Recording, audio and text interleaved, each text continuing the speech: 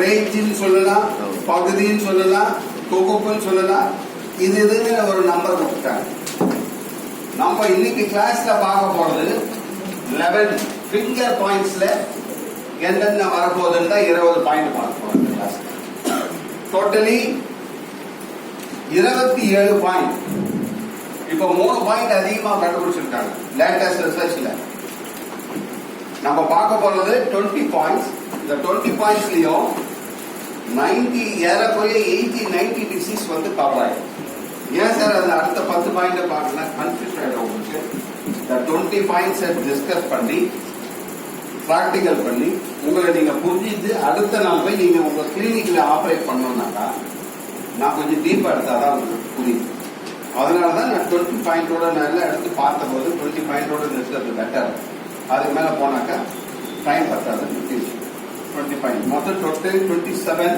இப்ப 3 point ரிசர்ச்ல increase பண்ணிருக்காங்க. இந்த ஒவ்வொரு போர்ஷனும் ஒவ்வொரு பாயிண்ட். இதுதான் நான் காலன்னு சொன்ன பாத்தீங்களா. நான் வயிறு மார்பு எதுவும் இல்லைன்னு சொன்ன பாத்தீங்களா. எந்த பாயிண்டும் கிடையாதுங்க. வயிறு மார்பு எந்த பாயிண்டும் கிடையாது. சிவி ஜிவி எல்லாம் கிடையாது. மற்ற 2 12 பாயிண்ட் இவங்க கவர் பண்றாங்க. CV and GV conceptional vessel அந்த 2மே கிடையாது இதுல வர. ஏன் என்னது கன்செப்ஷன் வெசலும் டியோ பாயிண்ட் என்னது? உங்க முதுகு தண்டினுடைய மூலாதாரத்தினுடைய சுற்றுறது. மூலாதாரத்துல இருந்து வர சக்தி மூளைக்கு போய் மைண்ட்ல சகசிராகாரத்துல வாங்கி அது இன்னொரு சக்கரம் இன்னொரு மெரிடியன் மூலமா திருப்பி மூலாதாரத்துக்கு வரவே. அதுதான் இந்த சியு ஜிவி பாயிண்ட்ஸ். மென்டலி ரிட்டார்டர்களுக்கு எல்லாமே paralysis, Parkinson, mentally retarded people எல்லாருக்குமே நம்ம அட்வைஸ் பண்றது ஜங்கு பாயிண்ட்ஸை கவர் பண்ணிட்டு மெரிடியன் பாயிண்ட்ஸை கவர் பண்ணிட்டு இந்த 2 பாயிண்ட்ஸ் போக சொல்றதுக்கு காரணம் என்னன்னாக்கா மூலாதாரத்துல இருந்து ஒரு கெமிக்கலை அதை ப்ராசஸ் பண்ணி தலையில ஏற்றி திருப்பி கீழே இறக்கிட்டு விடும்போது அந்த லைன் ஃபுல்லா கிளீன் ஆகும். மூலாதாரம் எதுவும் இல்லை, அது ஒரு கெமிக்கல் தான். அந்த கெமிக்கல் மைண்டுக்கு நிறைய போச்சுன்னா வைத்தியம் பிடிச்சிடும். மைக்ரைன் வந்துடும், தலைவலி வந்துடும். அப்படிதான் ஒரு பேஷண்ட் வந்தார் என்கிட்ட. சார் இந்த மூலாதாரத்தை மேல ஏற்றிக்கணும் சார், அப்படியே வச்சுக்கிட்டேன் சார். தூங்குன்னு ஒரு ஊசி கீழே வந்த கூட அலர் வருது. அவ்வளவு சென்சிட்டிவ் ஆயிடும் பிரெயின். ஏன் சார் ஏத்துல உங்களுக்கு இறக்க கற்றுக் கொடுக்கலையா அப்படின்னு. இல்லை சார் அதனாலதான் உங்ககிட்ட வந்தேன். இது ஏற்றது பெரிய ப்ராப்ளம் போது நிறுவது அது போய் இறக்க தெரியல. ஏதாவது எங்கேயாவது 6 லட்சம் கூட உடம்பு வந்துருது சார். ஏன் ஏத்தந்த இறக்க தெரியலனா தானேயா அப்படின்னு சொல்லிட்டு ஹீலிங் பண்ணி எடுக்கிறோம். ஹீலிங் ஈஸியாக இறக்கி கொடுக்கணும். அதுதான் ஹீலிங் தேவை. ஹீலிங் பண்ணா கூட கிரானிக் ஹீலிங் பண்ணிட்டு லாஸ்ட்ல ஒரு தியான முறைகள் இருக்கு. கிரானிக் ஹீலிங் அந்த தியான முறைகளை போட்டு ஹீலிங் பண்ணி முடிச்ச உடனே அதுல ஏறின ஓவர் எனர்ஜியை இறக்கிறதுக்கு அக்குபஞ்சர் பாயிண்ட் போகும். மெடிடேஷன் ஹால் ஃபுல்லா மெடிடேஷன் கொடுப்போம். கொடுத்துட்டு சிலர்லாம் டிஸ்டர்ப்டா இருப்பாங்க, அவங்க கூப்பிட்டு அக்குபஞ்சர் பார்த்து இறக்கி பாயிண்ட் போயிடும். அவ்வளோ பவர்ஃபுல் அக்குபஞ்சர். ஸோ இது ஒன்று கனெக்டட் தான், எல்லாமே கனெக்டட் தான் இருக்கு. ஸோ நம்ம இப்போ பார்க்க போறது இந்த பாயிண்ட மட்டும் தான் பார்க்கணும். இது 11 ரேஞ்சுன்னு சொல்லுவாங்க, பகுதி 11. அதுல 20 பாயிண்ட் பார்க்க போறோம். தட் 20 பாயிண்ட் வந்து மோர் தென் 80-90 டிசீஸை கவர் பண்ணும். நம்ப முடியுமா சார்? ஓகே, நம்ப முடியுமா சார் அப்படின்னா கண்டிப்பா நம்பலாம்.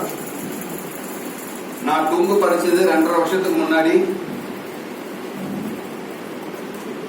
ஆனா நான் கிளாஸ் எடுக்கிறது 2.5 வருஷத்துக்கு அப்புறமா. ஏன் எடுக்கல அப்படின்னா இதே கேள்வி எனக்குள்ள இருந்தது. இதெல்லாம் வேலைக்கு ஆகுமா? துங்கு போட்டே டிசிஎம் போட்டே அவ்வளோ உள்ள குத்தி தேய்ச்சி வர வச்சு நோண்டி நுழாவி விட்டா கூட நான் மறுநாள் வந்து நிக்கிறானே, இதெல்லாம் வேலை ஆகுமா அப்படின்னு எங்களுக்குள்ள டவுட் வந்து, அந்த டவுட் தான் உங்களுக்கு இன்னைக்கு கிளாஸ் எடுக்கிற அளவுக்கு வளர்ந்துச்சு. அதுக்கு வேண்டிய சந்தர்ப்பமும் ஆண்டவன் கொடுத்தான். நான் கனடாக்கு போறேன்னாக்கா இந்த கிளாஸ் எடுக்கிறதுக்கு இன்னும் 2 வருஷம் ஆயிடும். ஏன்னா எனக்கு புரிஞ்சதை உங்களுக்கு சொல்ல முடியும். நானே அறகுறையா இருந்தேன்னாக்கா 7 மாசம் எல்லாம் அறகுறையா தான் சொல்லிட்டான். 20,000 30,000 40,000 ஆயிடுது. ஏன்னா எனக்கு அந்த கர்ப்பத்துல ரொம்ப நம்பிக்கை இருக்கு. ஏதாவது ஒண்ணு சொன்னோம்னா தவறா சொல்லி அனுப்பிச்சாலோ இல்ல அந்த பேஷண்ட்டை தவறா திருப்பி அனுப்பிச்சாலோ உள்ளாரே உறுத்திக்கிட்டே இருக்கும். நம்ம ஒரு நாளைக்கு அனுபவிக்க அப்படின்னு உறுத்திக்கிட்டே இருக்கும். யாராவது ஒரு பேஷண்ட்டை கியூர் பண்ணலன்னு வச்சுங்களேன், நான் சொல்றேன் 10 தடவை வர சொல்றது 20 தடவை வர சொல்றதா இல்லை.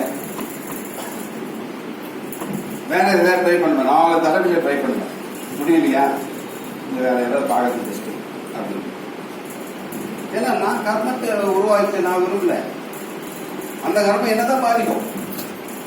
நான் திறமையானவனா இருந்தாக்கா வாக்கு கொடுக்கலாம். என்னால முடியலன்னும் போது திறமையை கத்துக்க பார்க்கிறோம். அப்படியே முடியலன்னும் போது அந்த நேரத்துல ஒதுங்க கத்துக்கிறது நம்மள காப்பாற்றும். நம்ம பர்ஸை காப்பாத்துதா இல்லைன்றது வேற விஷயம். நம்மள காப்பாற்றும். அது மட்டும் கேர்ஃபுல்லா இருக்கும். ஓகே,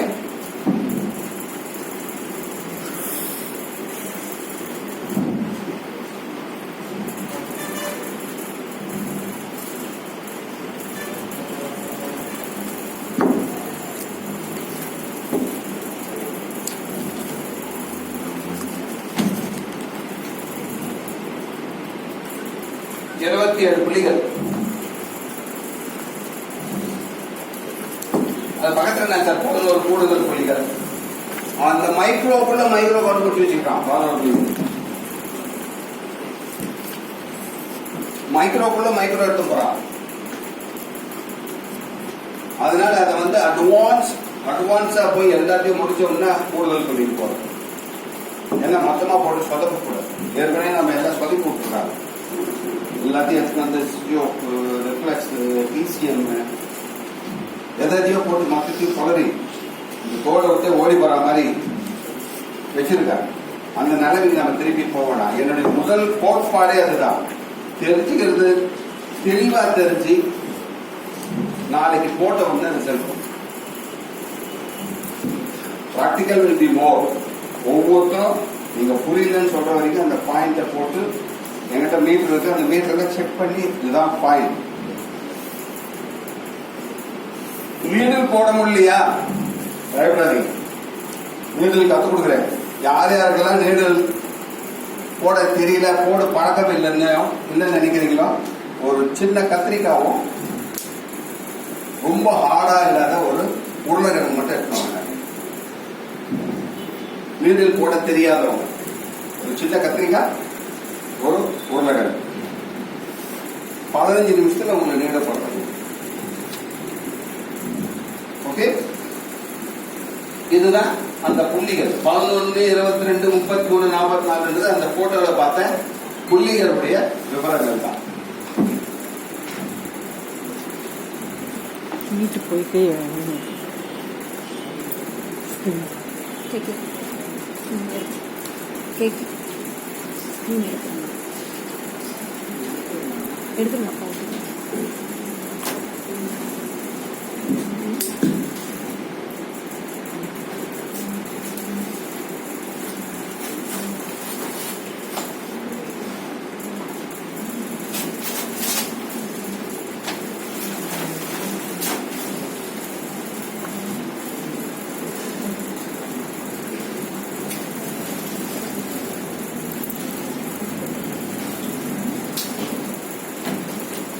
நம்ம எண்களாக பிரிச்சுட்டாங்க. நேம் வேண்டாம், அதை எண்களாக நம்மளுக்கு ஈஸியா புரிஞ்சுக்கிற அளவு கொடுத்துருக்காங்கன்னு பாருங்க.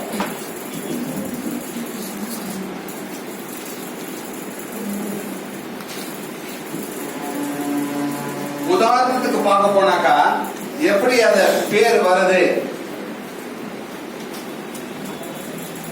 லிங்குனா என்ன? What is link?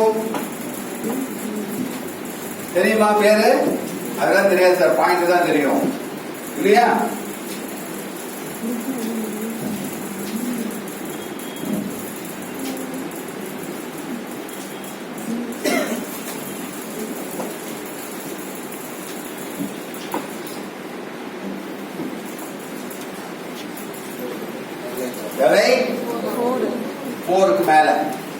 4 கிடையாது, LI 4.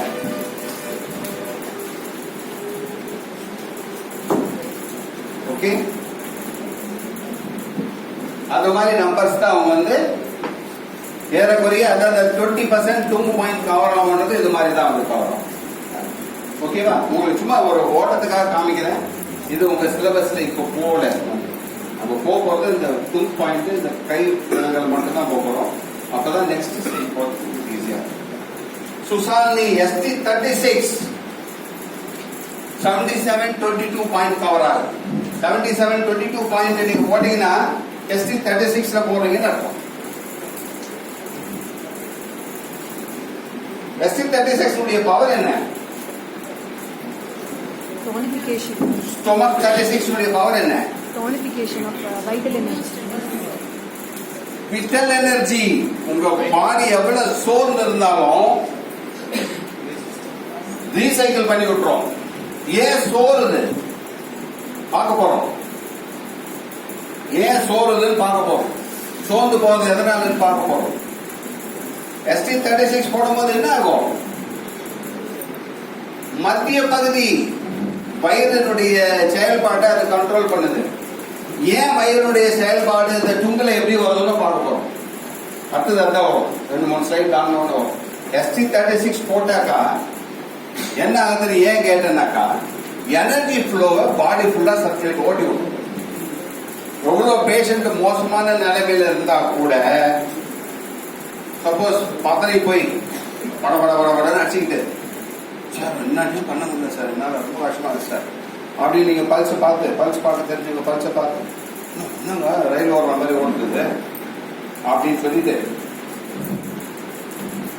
லிவர் 1ஐயும் ST 36 போட்டீங்கன்னா 5 நிமிஷத்துல போயின்னு ஆயிடுவார். 2 பாயிண்ட் லிவர் 1 ST 36. லிவர் 1 என்ன பண்ணுது?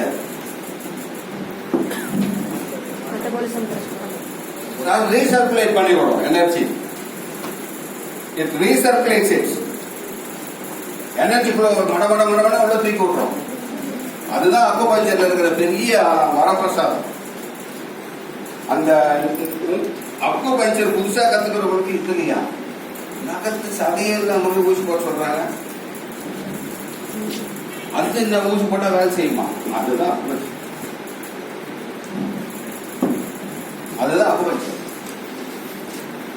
ST 33யும் லிவர் 1ஐ போட்டு அடிச்சுட்டீங்கன்னா எவ்வளவு ஹை பிபி பல விதமா வரும்.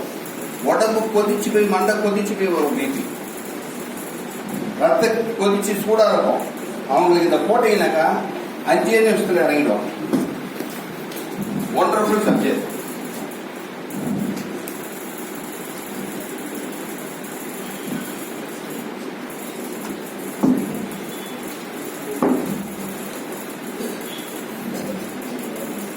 இதுல ரியாக்ஷன் ஏரியான்னு ஒண்ணு உண்டு. ரியாக்ஷன் ஏரியா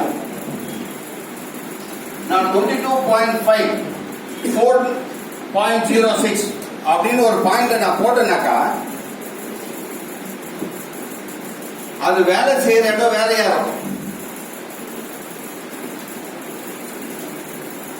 ரியாக்ஷன் ஏரியா 22.05 போட்டா நுரையீரல்ல வேலை செய்யும். அது இருக்கிறது எங்கேயோ இருக்கும்.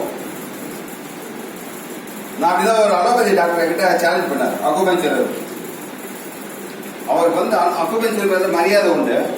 சும்மா ஒரு ஆர்குமெண்ட்டுக்காக என்னையா இது எங்கேயோ வரீங்கன்னா எங்கேயோ பாயிண்ட போட்டு எப்படி அது கியூர் ஆகும் அப்படின்னு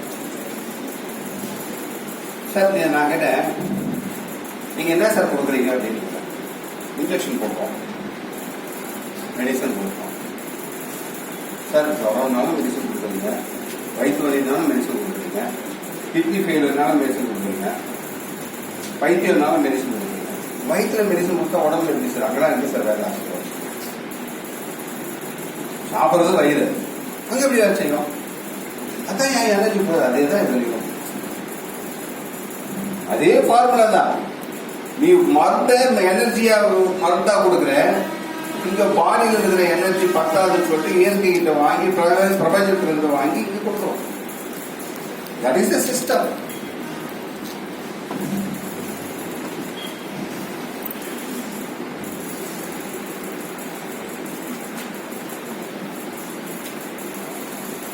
healing and acupuncture. ஏற்கனவே சொல்லிட்டேன் நான். Chronic healing acupuncture it is not a different. It is covered. Crown chakra, Sahasrahara, DU20. அதிலே கொடுத்துருக்கேன். அதை நீங்க படிச்சு பார்த்துங்க. நீங்க இந்த பாயிண்ட் எல்லாம் போட்டீங்கன்னா chronic healing பண்றீங்கன்னு அர்த்தம். லீடர் மூலமா. Crown chakra, Sahasrahara, DU20 போட்டீங்கன்னா crown chakra க்ளீன் பண்றீங்கன்னு அர்த்தம். Forehead chakra, நெத்தி. இந்த forehead chakra. நெத்தி போட்டு சொல்றேன் அர்ஜுனா. DU24. அர்ஜுனா இது உங்களுக்கு அதை நீங்க படிச்சிருக்க மாட்டீங்க. throat chakra, REN23. backward chakra, DU11. backward chakra இதய சக்கராத்துக்கு பின்னாடி இருக்கும். backward chakra நான் சொன்னேன் இல்லையா, 11 சக்கரா அப்படின்னு சொல்லியிருக்கேன். backward chakra இதயத்துக்கு பின்னாடி வரும் சக்கரா. solar flex, REN15. வயிறு, WEA வயிறு. spleen, SP16 left side la போட்டா டைரக்டா spleen ல வேலை செய்யும். chronic healing ல spleen ல கையே வைக்க மாட்டோம். very powerful area. We won't touch the skin at all. clean பண்றதோட சரி, எனர்ஜிஸ் உள்ள கொடுக்கவே மாட்டோம். ஓவர் எனர்ஜி ஆயிடும் பாடி, தாங்க முடியாது. அதனால வெறும் அதை கிளீன்ஸ் பண்ணி விட்டுருவோம். அதனால ஸ்பிளின் ஏரியா மட்டும் ஸ்பிளின்ல போய் கை வைக்க மாட்டாங்க. டிஸ்டன்ஸ் ஏரியா தான் SP6 ல கொடுப்பாங்க. SP9 டேம்ப் அதிகமா இருந்தா SP9. SP9ங்க யார் முட்டு வலியில் வந்தாலும் SP9 போட்டு அழுத்துனீங்கன்னா ஐயோ அம்மான்னு கத்துவாங்க. அப்ப தெரிஞ்சுக்கலாம் டேம்ப் நிறைய இருக்கு. டேம்ப் எப்படி உருவாகும்? How the dam will be? சூடான ஒரு இரும்பு எடுத்து போய் தண்ணியில விட்டீங்கன்னா என்ன ஆகும்? அதுதான் dam. That is cold dam. ஆவியாகி இருக்குமாய், கூலாகி இருக்குமாய். மின்மின் சக்கர DU4.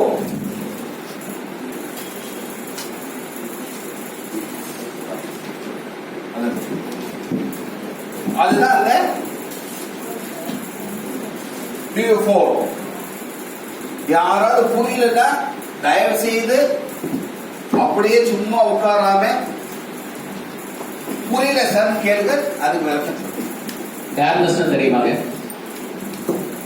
அக்குபஞ்சர் படிச்சிருக்கீங்களா? டேர்னஸ்னா என்ன? ஈரப்பதம்.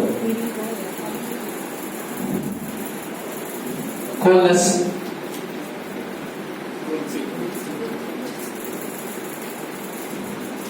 எதுக்காக நான் கேட்கிறேன்னா நிறைய பேர் தெரியாதுன்னு தெரியும். அதான் சார் வந்து சொன்னேன், நீங்க டேம்னஸ் எடுத்துட்டு போயிட்டீங்கன்னா அவங்களுக்கு தெரியாது. நம்ம என்ன நினைப்பு, இது வரைக்கும் என்ன கத்து கொடுத்துருப்பாங்க? முட்டி வலியா ST6 போடுங்க, ST36 போடுங்க, லிவர்ல ஒரு பாயிண்ட் போடுங்க, கிட்னில 2 பாயிண்ட் போடுங்க, 3 போடுங்க, எல்லாம் 7 போடுங்க. இதுல வந்து ஏன் சார் இது போட போதாதா சார் அப்படின்னா, புள்ளிகள் வியாதிக்கு அல்ல, மனுஷனுக்கான புள்ளி அல்ல. ஒவ்வொரு வியாதிக்கு தகுந்த மாதிரி புள்ளி மாறிக்கிட்டே இருக்கும். அதனால கேட்லாக் சிஸ்டத்தை நம்பி இருக்கிறவங்களால ரிசல்ட் கொடுக்க முடியாது, முழுமையான ரிசல்ட் கொடுக்க முடியாது. ஒரு முட்டி வலி வர்றது ஹார்ட் ப்ராப்ளத்தினால வரலாம், kidney problem, diabetic problem. Diabetic problem is a side effect. Original problem வந்து ஹார்ட், கிட்னி. 90% ஹார்ட்னால முட்டி வலியா அப்படின்னு கம்மன் விட்டுருவாங்க. யாருமே அதை பார்க்க மாட்டாங்க. என்னுடைய ரிசல்ட் ஃபுல்லா பார்த்த உடனே ஏஜ்டா பல்ஸ பார்த்த உடனே பல்ஸுடைய டயக்னஸ் என்ன சொல்லுது? அதுல அடி அந்த முட்டி வலி ஹார்ட் இல்லையா, கிட்னி இல்லையா. ரிசல்ட் ஈஸியா போட்டு போலாம். ஹார்ட்டினுடைய பாயிண்டே வேற. PC6 போட்டீங்கன்னா முட்டி வலி போயிடும். ஹார்ட்டினுடைய காரணத்தினால முட்டி வலி வந்திருக்காங்க. PC6 போட்டீங்கன்னா முட்டி வலி போயிடும். ரெண்டு தூங்கு பாயிண்ட் பிசி 6 எல்ஐ 11 ரொம்ப பார்ட்டி வீக்கா இருக்குது மூச்சு விடுறதுக்கு ரொம்ப கஷ்டப்படுதுன்னா ஒரு 5 or 9 முடிஞ்சு போச்சு எல்யூ 9 ஆகுது 5 ஆகுது போட்டீங்கன்னா கதை அவர் எழுந்து உதற ஆரம்பிச்சுட்டார். நல்லா இருக்கு சார். பட் கீழ் ஆங்கிள் சொல்லுவாங்க, கீழ் முட்டி இருக்கு இல்லையா, அது கூட உங்க கிளாஸ்ல வருது. அது எது எப்படி சொல்லணும்னு சொல்லிட்டு தயவு செய்து சொல்றேன், கஷ்டமா இருக்குன்னு மட்டும் விட்டுறாதீங்க, தெரிஞ்சுக்குங்க. இதுதான் உங்களுக்கு எக்ஸாம்ல கேட்க போறான், கவர்மெண்ட் எக்ஸாம். அதனாலதான் அந்த சிலபஸையும் வச்சிருக்கோம். ஃபியூச்சர்ல எக்ஸாம்ல ஏதாவது வச்சாலும், கவுன்சில் வச்சாலும் சரி, கவர்மெண்ட் வச்சாலும் சரி, இந்த மாதிரி கேள்விகள் தான். எங்களுக்கு நம்மலாம் வந்து சயின்ஸ் ஸ்டூடெண்ட் இல்லை, டாக்டர் ஸ்டூடெண்ட் இல்லை. இது நம்மளுக்கு தெரிஞ்சதெல்லாம் மொத்தம் கை இல்லையா, மொத்தம் கை. இங்கிலீஷ் வார்த்தை அப்படி இல்லை, மொத்தம் தமிழ்ல பிரிச்சோம்னா என்ன சொல்லுவோம்? உள்ளங்கை, புறங்கை, முழங்கை, இது மேல பேரு மேல் கை சொல்லிடுவோம்.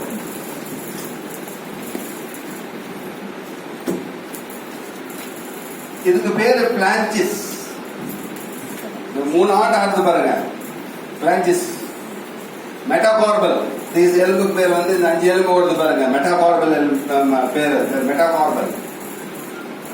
இது ரிஸ்ட், இந்த ரிஸ்ட் தான் இந்த ஆங்கர். இந்த சைடு பார்மர் சைடுன்னு சொல்லுவாங்க. நம்ம உள்ளங்கைன்னு சொல்றோம் இல்லையா, பாம் உள்ளங்கை, பார்மர் சைடு. டோர்சல் சைடு வெளியே புறங்கை. அதை நான் தமிழாக்கம் பண்ணும்போது உங்களுக்கு என்ன சொன்னா புரியும் சொல்லிட்டு மாத்தி மாத்தி சொல்லியிருப்பேன். ஒரு இடத்துல புறங்கைன்னு சொல்லியிருப்பேன், உள்ளங்கைக்கு மேல் புறம் சொல்லியிருப்பேன். ஏன்னா நீங்க ஈஸியா அண்டர்ஸ்டாண்ட் பண்ணணுன்றதுக்காக. புறங்கைனாலும் ஒண்ணுதான், மேல் கையினாலும், பாதத்தின் மேல் கைன்னு சொல்லியிருப்பேன். ஏன்னா நம்ம மொத்தமா கைன்னு தான் பாக்குறோம். இங்க ஒரு பேர் இருக்கு, இங்க ஒரு பேர் இருக்கு. நீங்க இங்கிலீஷ் புக் எடுத்து படிச்சு பாத்தீங்கன்னா தமிழ்ல எல்லாம் போட்ட விட்டாங்க, அதெல்லாம் சொல்லவே இல்லை. இங்க ஒரு பேர் இருக்கு, இந்த பக்கத்துக்கு இந்த பக்கத்துக்கு ஒரு பேர் இருக்கு. பாயிண்ட் ஆஃப் ஐடென்டிபிகேஷன் ஃபுல்லாவே அதுதான் சொல்லுவோம். அதையும் நாங்க கவர் பண்ணிருக்கோம். அதுக்குதான் புக்கில் தெளிவா கொடுத்துருக்கோம்.